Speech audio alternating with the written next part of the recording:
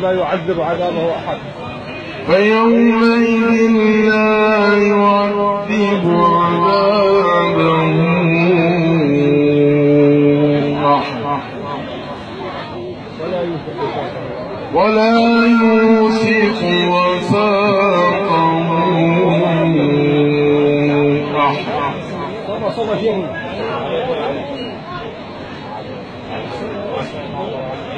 صلى شيخنا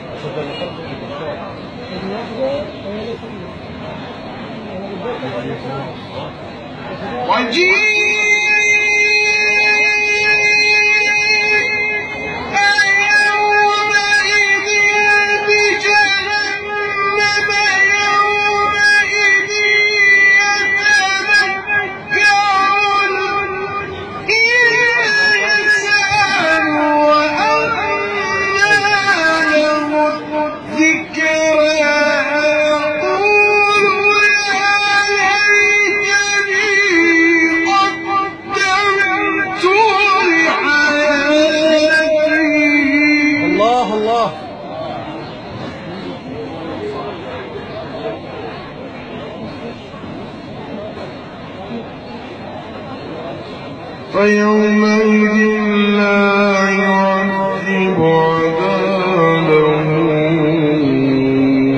أحد ولا يوثق وثاقه أحد. ذلك النفس المطمئنة. يا أيتها النفس المطمئنة ارجعي إلى ربك راضية مرضية فادخلي في عبادي وادخلي جنتي. الله أكبر.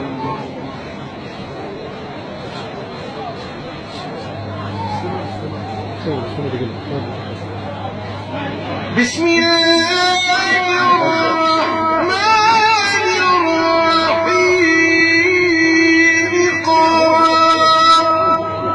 الله الله الله. اقرأ باسم ربك الذي خلق. خلق الإنسان من علق. الله الله. خلق الإنسان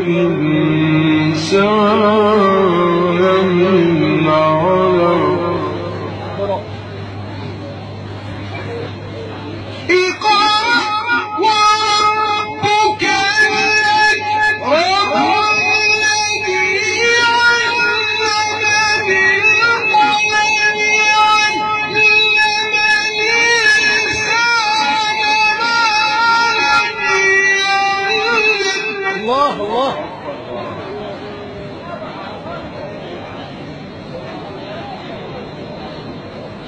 كلا إن الإنسان ليطغى